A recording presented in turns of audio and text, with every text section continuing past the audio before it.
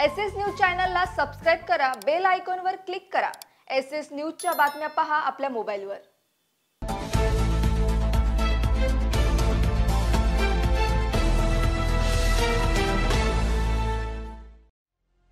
नमस्कार, मी Shilpa Baviskar. S news मध्ये आपलं स्वागत आहे। चला तर मग जाणून घेऊयात आजच्या महत्त्वाच्या बातम्या। उल्हासनगर महानगरपालिकेच्या आयुक्त तथा प्रशासक मनीषा आव्हाळे यांनी सन 2024-25 चे सुधारित आणि 2025-26 या आर्थिक वर्षासाठीचा मूळ अर्थसंकल्प सोमवारी 24 मार्च 2025 रोजी सादर केला। या अर्थसंकल्पात एकूण 988.72 कोटींची महसुली तरतूद असून 988.18 कोटी खर्च तर रुपये 54 लाखांची शिल्लक राखण्यात आली। महसुली समतोल राखत विकासाच्या केंद्रबिंदूंना स्पर्श करणारा आणि शहराच्या सर्वांगीण प्रगतीस गती देणारा असा हा अर्थसंकल्प असल्याची माहिती आयुक्त मनीषा आव्हाळे यांनी दिली। उल्हासनगर महानगरपालिकेचे वाढते दायित्व आणि वाढते शहरीकरण लक्षात घेता यावर्षी उत्पन्न वाढीवर विशेष भर देण्यात आला आहे। मात्र जनतेवर अतिरिक्त आर्थिक भार टाकण्याऐवजी मालमत्ता करात कोणतीही वाढ न करता भांडवली मूल्याधारित कर प्रणाली लागू करण्याचा निर्णय घेण्यात आला आहे। तसेच पाणीपट्टीसाठी किरकोळ दरवाढ प्रस्तावित करून ती मालमत्ता करापासून स्वतंत्रपणे आकारली जाईल। प्रत्येक नळ जोडणीवर जलमापक बसवणे अनिवार्य करून पाणीपुरवठा विभागाच्या कार्यक्षमतेत वाढ करण्याचे उद्दिष्ट आहे। अर्थसंकल्पाबद्दल काय म्हणाल्यात पालिका आयुक्त मनीषा आव्हाळे ते बघूया। नमस्कार, मी मनीषा आव्हाळे, आयुक्त तथा प्रशासक उल्हासनगर महानगरपालिका। यावर्षी आपण जी बजेटची तरतूद केली ती टोटल 988 CR ची आहे। त्यामध्ये आपण वाढीव 1% वाढ केलेली आहे। त्याच्यामध्ये सगळ्यात महत्त्वाचं म्हणजे ह्या वर्षी जो आपण बजेट करण्याचा प्रयत्न केलाय तो ॲसेट क्रिएशन म्हणजेच एक स्मार्ट इन्फ्रास्ट्रक्चर जी शहराला गरज आहे त्या अनुषंगाने आपण केल्याचा प्रयत्न केलेला आहे। त्यामध्ये पंचसूत्र आपण अंमलात आणण्याचा हे केलेला आहे उपयोग। सगळ्यात पहिलं म्हणजे स्मार्ट इन्फ्रास्ट्रक्चर आहे, दुसरं म्हणजे बूस्ट टू डिजिटलायझेशन। मध्ये आपण सुसूत्रता किंवा ट्रान्सपरन्सी, अकाउंटेबिलिटी आणि योग्य वेळेत सिटिझन्सना त्या संधी मिळणं, त्या अपॉर्च्युनिटी मिळणं आणि त्या सर्व्हिसेस मिळणं हे त्यामागचा हेतू आहे। दुसरं महत्त्वाचं म्हणजे रेव्हेन्यू जनरेशन। आपला महानगरपालिकेचा करच नाही तर इतर स्रोतातून पण आपल्याला उत्पन्न निर्मिती व्हावी आणि आपल्या उत्पन्नामध्ये भर पडावी हा त्याच्यामागचा उद्देश असणार आहे। एन्व्हायरमेंट सस्टेनेबिलिटीच्या मागे आपण पर्यावरणपूरक बजेट जे साधन करायचं होता तो उद्देश आहे।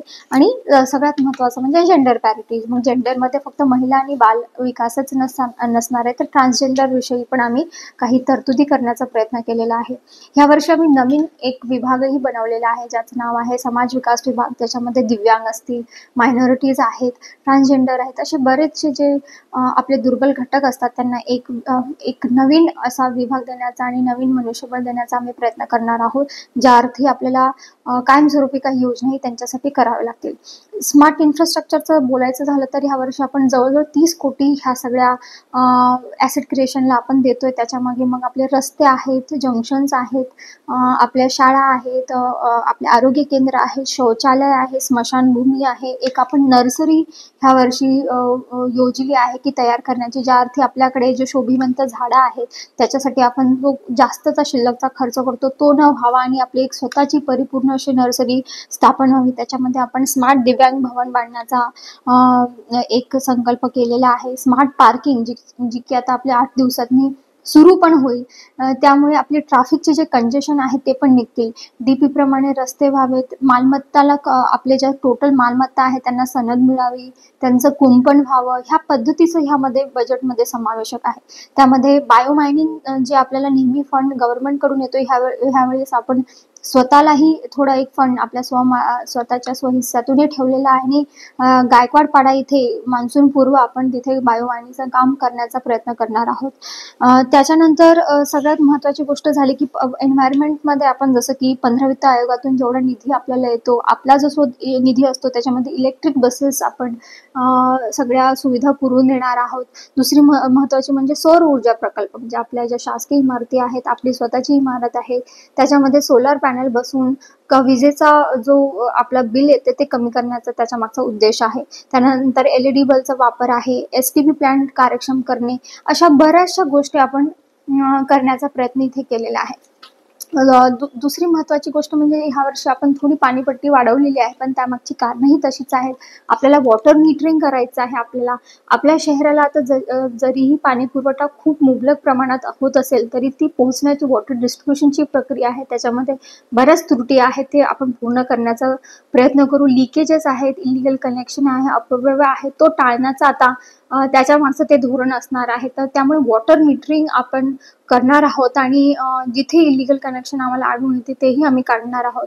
तर अशा पद्धतीने एक पूरक आणि सर्व समायोजक असा बजेट आम्ही देण्याचा इथे प्रयत्न केल्याने त्यामागे तुम्हाला पुढच्या 5-6 महिन्यात जरूरच तुम्हाला त्याचे रिझल्ट्स दिसतील असं मी सगळ्यांना आश्वासन देते. आणि ह्या कामगिरीत मला सगळ्यात मोलाची साथ दिलेली आहे ती उल्हासनगरच्या नागरिकांनी दिलेली आहे. यावर्षी अभय योजनेला चांगला प्रतिसाद आम्हाला मिळाला आणि ह्यापुढे अभय योजना लागूच होऊ नये असाच आमचा उद्देश असणार आणि ते लावणारही नाही. SS न्यूज चॅनलला सबस्क्राईब करा, बेल आयकॉनवर क्लिक करा. SS न्यूजच्या बातम्या पहा आपल्या मोबाईलवर.